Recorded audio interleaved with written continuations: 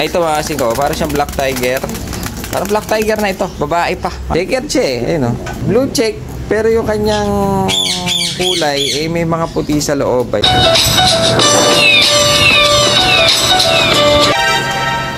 So, yun. Kasi nga, bali kanina, ang napakaganda ng sikat ng araw. Eh, naidlip tayo ng konti pagising natin. Ayun, no? Muulan na naman. Ay, nako. Uulan na naman. So, yun. Bali, lipin natin yung dala ng tropa pips natin dahil nagdala siya ng konting kalapate dahil may istorya yan. Meron siyang na istorya. Hindi sana ako kukuha dahil nga yung story niya eh medyo na ako. Hindi sana natin kukunin mga kasing ko kaso yung sinabi niya yung reason kung bakit niya binibenta yung mga kanyang kalapate eh tinulungan ko nila si Kuya. Saka nagdala pala yung tropa pips natin na si James Yap, James taga San Nicolas, mga kasing ko tropa pips natin. Eh meron siyang dinala mga pangbenta niya, pa-display ito, mga kasing ko, pa-display. Mamaya sisilipin natin. Tsaka meron ako nakakuha sa kanya mga kasing ko na checker siya, pero parang kakaiba ang kulay ng pagka-checker. Ako ngayon lang ako nakakita ng ganito. Wala nga tayong ganitong kulay eh. Baka mamaya pwedeng ikip, mga kasing ko. Baka alam nyo kung anong kulay nito. Eh, silipin natin. Mga nakuha niya to kay Neil Bryan ng Kamiling Tarlac, mga kasing ko. Yung mga tropa pips natin na dating nagpa-fancy. Mga big time ng Kamiling to, mga kasing ko. Eh, mga kasama ko dati nagpa-fancy yan, mga kasing ko. Sila Neil, sila Ron, sila Spin, sila Eds, mga kasing ko. So, yun. Silipin natin dahil nga bago lumakas ang ulan. Kasi nakikita rin ko kanina, medyo kumukulog-kulog na dahil may paparating na naman na bagyo, mga kasing ko. Kaya silipin na natin bago lumakas. So, ayan. Bali, ito yung binagsak ni Kuya, mga kasing ko. Pero lang itong yellow na to dahil yung dilaw, eh, sa atin yan. Sinama ko lang sa dito. Bali, ito sila, oh. Meron sa mga off-color, kaso yung iba, syempre, hindi naman ganun kaganda, mga kasing ko, tulad nito. Sakto lang yung mga mukha. Alaga lang ata niya to, mga kasing ko, dahil kaya niya in-out ito, mga kasing ko, dahil nga yung anak daw niya eh nakagat ng aso. Ngayon parang pumunta daw sa utak, kaya ina-out daw niya. Ganun pala yun, mga kasing ko. Pag medyo paakit na pala sa utak, eh ang in-check pala nun parang every 2 hours. Napakakawawa naman ng bata. Medyo nilihim ata ng bata, mga kasing ko, na nakagat siya ng aso. Sana ma-survive naman. So yun, bali ito yung dala ni Kuya. Para siyang short beak, mga kasing ko, yun, liit ng tuka. Pero kulay maganda. Maganda yung kulay nito, para may black tiger pa nga dito. Ay, ito mga kasing ko, para siyang black tiger. Parang black tiger na ito, babae pa, mga kasing ko, yun o. Ganda niya. Bali dala to ni Kuya. Eh, dapat hindi natin kukunin. Dahil nga maulan, medyo nahihirapan tayo mag-out ngayon. Dahil nga uso ang one eye. Pero nung narinig ko yung ni Kuya, eh kinuha na rin natin. Kawawa naman para makatulong tayo. Dahil nga hindi rin niya alam tong pwesto natin. May nagturo lang daw sa kanya, mga kasing ko, kaya dinala niya yung mga ibon dito. Pero magaganda naman yung kulay. Kahit pa paano, madi-dispose natin. So yun, bali ito yung dala ni Kuya. 2, 4, 6, 8 piraso lang siya. Pero magaganda naman siya, kaya kinuha na rin natin. Ito, meron tayong isa dito. Halos off color eh. Kaso parang medyo maliliit yung mga tuka. Pero sa mga bata, gustong-gusto nila to, mga kasing ko, yun, oh. Hindi man siya ganun kaganda, eh worth it naman dahil nga kahit pa paano natulungan natin si Kuya. Pabili daw nung gamot na pang-inject. Dahil nga yung anak niya, sana gumaling yung anak ni Kuya. Dahil naglalaway daw, mga kasing ko, kawawa naman yung bata. So yun, bali ito yung mga dala ni Kuya, oh. Hawakan na lang natin siya ng ganyan para naman masilip natin. Ganda ng kulay, ayun, oh. Parang light checkered, may gray cell, may blue bar pala dito.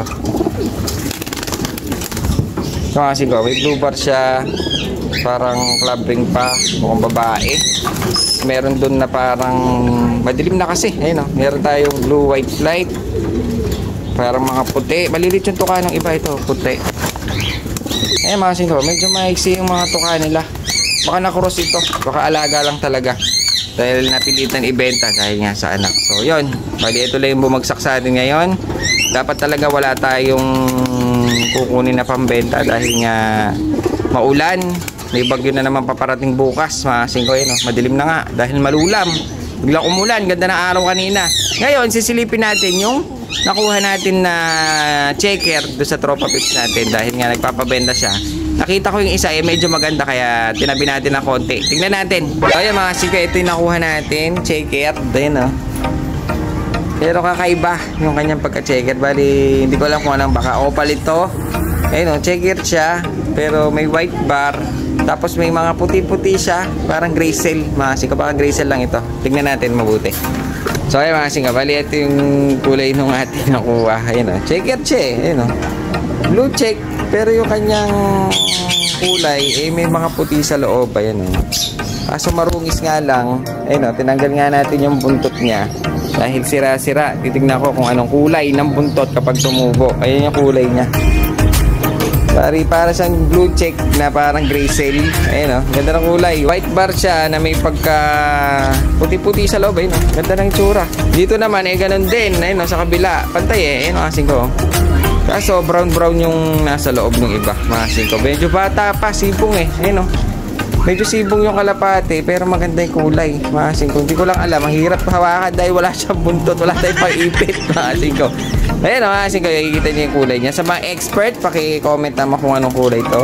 Blue check siya na may mga puti, parang opal. Kaso dito ungendered pa dahil nasira na yung pakpak dahil wala tayong tagahawak mga singko.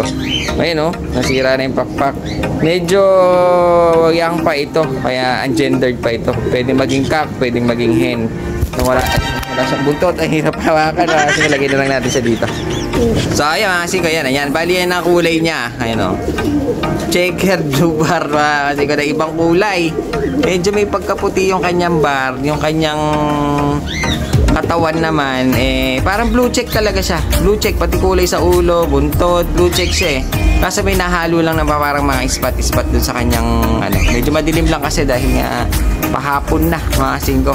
So ayan, bali yan ang nakuha natin. Ganda mukhang rare. Mas gusto ko to makita kapag nag full grown na siya. Yun talagang naipalit na niya lahat ng balibo niya. Baka mas gumanda kasi. Kasi ko yan young bird pa to. Sarap patutunin. Try natin. Baka mapatuto pa natin.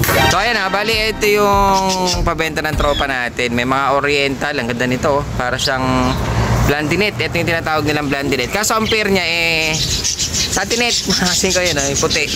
Tapos dito mayroon tayong 5 oriental, 1, 2, 3. Tsaka itong tsaka itong pair ito itong blandinet tsaka itong satinet mga singko. Tapos bali baka anak niya na itong tatlong to mga singko, mga oriental.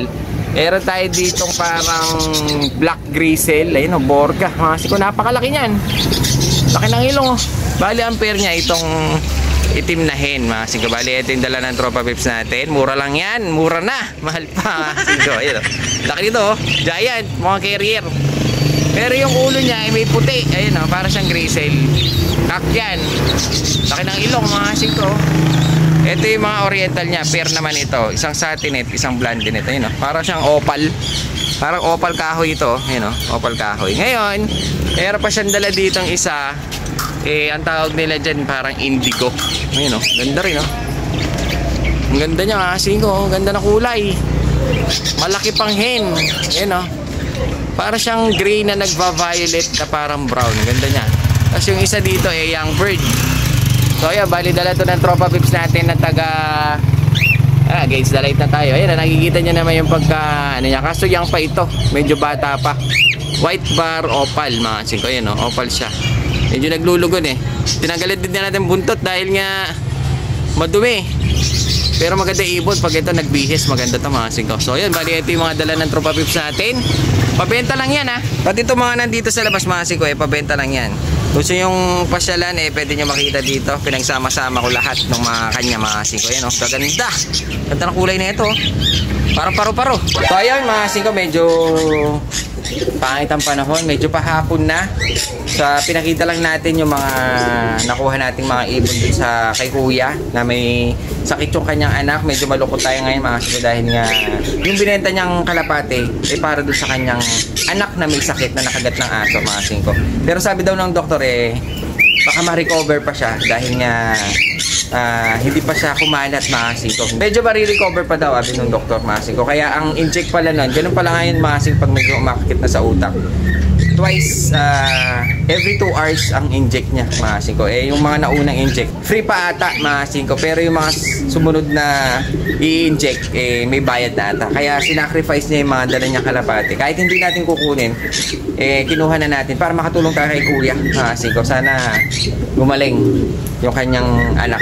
So yun, bali yun muna ang ating video ngayon dahil nga medyo busy tayo kaya medyo hapon na tayo nakapag-video. Kanina maganda araw, marami naman bumibili.